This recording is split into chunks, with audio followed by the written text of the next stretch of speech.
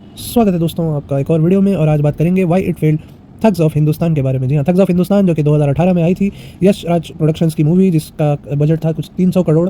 इसमें बड़े बड़े सुपरस्टार थे जैसे कि आमिर खान, अमिताभ बच्चन, कटरीना कैफ और बाकी के अन्य किरदार। और इंग्लैंड से स्पेशली थिएटर एक्टर्स को बुलाया गया था इसमें अंग्रेज़ों के रोल करने के लिए। तो इतना अच्छा बजट, इतने स्पेशल इफेक्ट्स पर खर्चा, फिर ये मूवी क्यों नहीं चली, आइए बात करते हैं।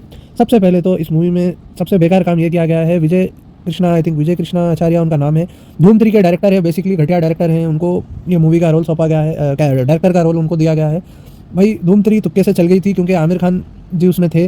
और धूम 3 7 साल के बाद आई थी धूम 2 के, जहाँ पर बहुत हाइप बिल्टअप थी और कई लोग इंतजार में बैठे हुए थे कि वो पहले दिन जाएंगे और धूम 3 देखेंगे। और बीच में ये भी अफवाहें आ रही थी कि आमिर खान मूवीज़ छोड़ रहे हैं करके।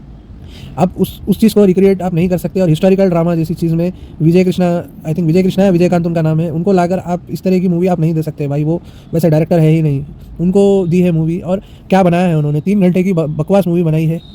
2 घंटे में ये बहुत अच्छी मूवी बन सकती थी। 2 पुरानी फिल्में मुझे याद आती हैं इसे देखकर। एक है अमिताभ बच्चन की खुद की मूवी मर्द करके, एक मूवी है 82 में आई थी, आई थिंक 82 या 85 में आई थी। और एक और मूवी है क्रांति करके, जिसमें दिलीप कुमार और मनोज कुमार है। बिल्कुल वहाँ से स्टोरी उठाई है और थोड़ा सा आप इसमें धर्मवीर भी फेंक दें। अब देखिए उस ज़माने में वो मूवीज़ चलती थी क्योंकि उनको हिस्टोरिकल फिक्शन देखने के वो ऑडियंस आती थे। आज की जो हमारी ऑडियंस है वो हिस्टोरिकल फिक्शन वो नहीं देखना चाहते हैं। बेसिकली वो ज़्यादातर रियल हिस्ट्री को देखना चाहते हैं। और बल्कि ऑडियंस में वो चीज़ नहीं है आजकल, वो नहीं समझना चाहते बेसिकली हिस्टोरिकल फिक्शन को, उतना वैल्यू नहीं देना चाहते। उनको चाहिए कि उसमें कुछ रियलिटी से कनेक्शन हो, वरना उनको लगेगा कि भाई ये फिक्शनल किरदार हमें क्यों दिखा रहे हो, इतने सारे रियल हीरोज़ थे, उनको छोड़कर तुम ये क्या दिखा रहे हो। पहले तो ये एक प्रॉब्लम थी मूवी में, इसको भी ओवरकम किया जा सकता था, लेकिन गलती इन्होंने ये की मेरे हिसाब से। एक तो हर बार की तरह ओवर बजट हर मूवी चली जाती है, इतनी ज़रूरत नहीं थी खर्चा करने की। सीन्स पानी के जो बनाने की कोशिश की गई है, वो उतने इम्पैक्ट नहीं क्रिएट किया है उन्होंने। सेट बहुत बड़े बड़े बनाए हैं। आज़ाद का जो हाइड आउट है अमिताभ बच्चन का, वहाँ उस सेट पर बहुत खर्चा किया गया है, महलों के सेट्स पर और ये सारे सेट्स पर काफ़ी खर्चा किया गया है। इस मूवी की ओपनिंग शॉट्स बहुत अच्छी है, मुझे अभी भी अच्छी लगती है, जो अमिताभ बच्चन राजकुमारी को लेकर वहाँ से भागते हैं, जिस तरह पुरानी फिल्मों में आपको देखने को मिलता था, वो बिल्कुल मुझे वो वाली याद आ गई देखकर। लेकिन देखिए, अगर आप एक पुरानी मूवी को कॉपी कर रहे हैं तो एक बात को समझ लीजिए, मेरे हिसाब से उसमें फिर आपको अपना नया दिमाग, नए या फिर फेमिनिस्ट कैरेक्टर या इस तरह की चीज़ें डालने की कोशिश नहीं करनी चाहिए।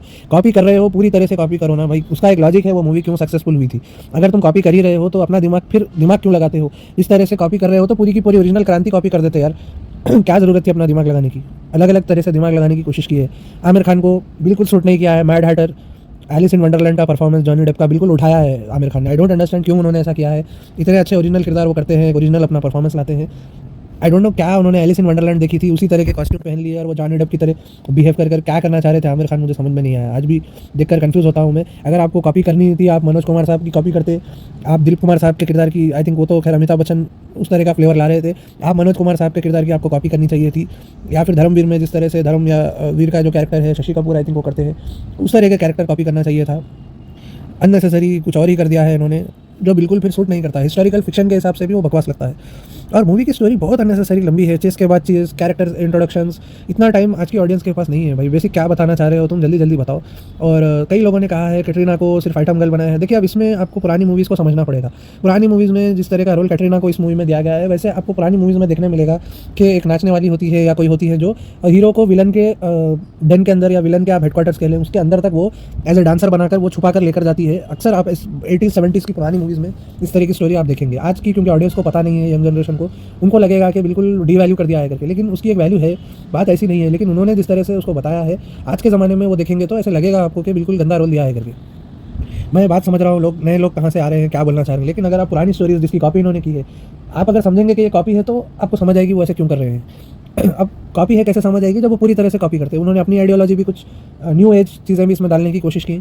अमिताभ बच्चन से ज़बरदस्ती इस मूवी में कई मोनोलॉग बुलाए गए हैं, आज़ादी पर और इस पर और उस पर। देखिए एक जगह कहीं ऐसा सीन रखते हैं, बहुत पावरफुल होता, लोग आज भी याद करते हैं।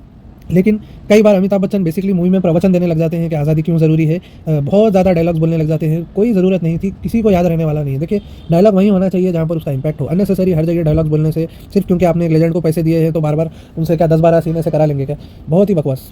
फिल्म के एक्शन की मैं तारीफ़ करूँगा। एक्शन सीन्स अच्छे फिल्में हैं, लेकिन आगे वंस अगेन एक बीमारी है, बहुत लंबे चलते हैं एक्शन सीन, और जब सेट पर खर्चा होता है हमारे यहाँ, देखिए आप देखेंगे हॉलीवुड में बड़े से बड़े सेट पर फाइटिंग सीन होगा तो वो फाइटिंग सीन के लॉजिक से चलते हैं, वो ज़बरदस्ती सेट को बताने की कोशिश नहीं करते, बिकॉज उनको परवाह नहीं होती उन्होंने कितने पैसे उड़ा दिए हैं करके।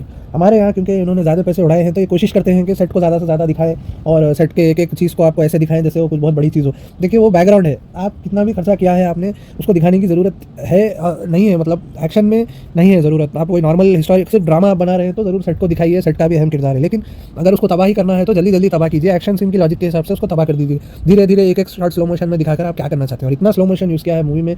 आरआरआर में भी हमने हिस्टोरिकल फिक्शन देखी है, इस तरह की चीज़ें देखी है, लेकिन वो रियल कैरेक्टर्स पर बेस्ड है, और जिस तरह का एक्शन उसमें बताया गया है तो राजामौली जी ने परफेक्टली उसको बैलेंस किया है। अब इस मूवी में इतने स्लो मोशन शॉट्स हैं, सिर्फ कूल दिखने के लिए, कई शॉट्स ऐसे हैं कूल दिखने के लिए, वो घोड़े पर से कूद रहे हैं, वो कुछ और कर रहे हैं, बिल्कुल सूट नहीं किया, बहुत ज़्यादा भर दिया है इस तरह के शॉट्स। तो मेरे हिसाब से ऐसा नहीं करना चाहिए था उनको। और आइए इसको थोड़ा सा रीराइट करते हैं। मेरे हिसाब से इस मूवी को बचाने का तरीका यही है कि इसको बेसिकली वो जहाँ से कॉपी कर रहे थे, या तो मर्द या तो क्रांति, कोई एक मूवी उनको चूज़ करनी चाहिए थी, या फिर धर्मवीर, तीनों में से कोई एक मूवी वो चूज़ करते और वो जैसे लिखी गई है उसको वैसे ही रीमेक करते, खामखा अपना बड़ा दिमाग यूज़ ना करते हुए जिस तरह से वो मूवी उन्होंने की थी उसी तरह रीमेक करते, एक्शन सीन्स थोड़ा सा नए तरह के बना देते बस, और कुछ नहीं चाहिए था। और उसको प्रमोट भी वैसे ही करते कि this is like a tribute, ये एक ट्रिब्यूट है पुरानी फिल्मों के लिए, हम पुरानी फिल्मों को ट्रिब्यूट दे रहे हैं, अमिताभ बच्चन जी की या पुरानी मनोज कुमार साहब की, दिलीप कुमार साहब की, इस तरह की हम सिनेमा वापस लाने की एक कोशिश कर रहे हैं, पुरानी क्लासिक स्टोरी बना रहे हैं, हिस्टोरिकल फिक्शन है। इस पर सब कुछ क्लैरिटी प्रमोशंस के दौरान ऑडियंस को भी देनी चाहिए थी, ताकि ऑडियंस भी इस माइंडसेट से जाए कि हाँ इस मूवी में अजीब अजीब चीज़ें थोड़ी सी होंगी, आइटम सॉन्ग, आइटम गर्ल का क्या रोल होगा, और किरदार अमिताभ बच्चन ऑनेस्ट है तो वो एकदम ऑनेस्ट क्यों रहेंगे, आमिर खान का जो कैरेक्टर है वो कैसा होना चाहिए, ये सब पहले से लोगों को एक हिंट होना चाहिए था। प्रमोशन के दौरान अगर आप कहते थे कि हम बेसिकली ओल्ड बॉलीवुड को ला रहे हैं, रिप्रेजेंट कर रहे हैं, तो लोग अपना माइंडसेट बना लेते कि हाँ हमें सिर्फ एंजॉय करने जाना है, उसको एक हिस्टोरिकल मूवी, सीरियस मूवी की तरह नहीं देखना है, जो स्क्रीन पर देख रहे हैं हम पुराने बॉलीवुड में उसको कंपेयर करना है, अरे हाँ जी हाँ मनोज कुमार जी ऐसे करते थे, दिलीप कुमार साहब की एक्टिंग ऐसी होती थी, अमिताभ बच्चन ने ये लाइन ऐसे बोली है, इस तरह के आपको एंजॉय करना था, कर सकते थे, लोग भी देखकर समझ सकते थे कि क्या डिफरेंस है, क्या होता है, क्या करते हैं करके। लेकिन यही होता है जब नए पुराने का आप मिश्रण करने की कोशिश करते हैं, और नए पुराने में फिर अब आप इक्वली उसको बैलेंस करने की कोशिश करें नए और पुराने आइडियाज़ को, तो वो नहीं जमता है। या तो आप ऐसे कीजिए कि बिल्कुल नए आइडियाज़ डाल दीजिए, नई स्टोरी डाल दीजिए, उसमें से एक आध चीज़ कुछ पुरानी रखिए, या फिर ऐसे करना चाहिए कि पुराने आइडियोलॉजी पर अगर आप चल रहे हैं तो उसको पूरे तरह से पुराना बनाइए, कुछ एक्शन सीन या छोटे छोटे सीन में आप कुछ न्यू आइडियोलॉजी डालिए। दोनों मिक्स एंड मैच करने से मूवीज़ ख़राब हो जाती है।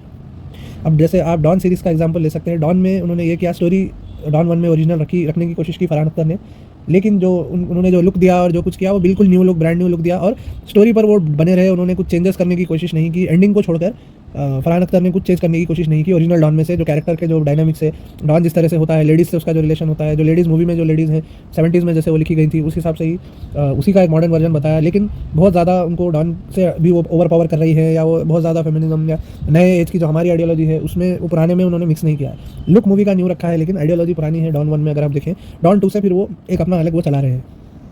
तो अगर आपको रीमेक करना है तो उसको पहले रीमेक को रीमेक बोलिए, और ऑडियंस में एक्सपेक्टेशन क्रिएट कीजिए कि ये रीमेक ही होने वाला है। ऐसे मत कीजिए कि रीमेक पुरानी मूवी उठाएंगे और उसमें न्यू आइडियोलॉजी भरेंगे। तब इससे होता क्या है, जो नए फैंस हैं उनको नहीं समझ आती है पुरानी मूवी की कॉपी है, और जो पुराना जो देख रहा है उसको भी गुस्सा आता है कि भाई तू पुरानी कॉपी कर ही रहा था तो पूरी ही कॉपी करता है, आधी आधी ये क्या मिक्स एंड मैच कर दिया करके। तो उम्मीद करता हूँ आपको वीडियो समझ आई होगी। तो वीडियो देखने के लिए धन्यवाद। Have a good day.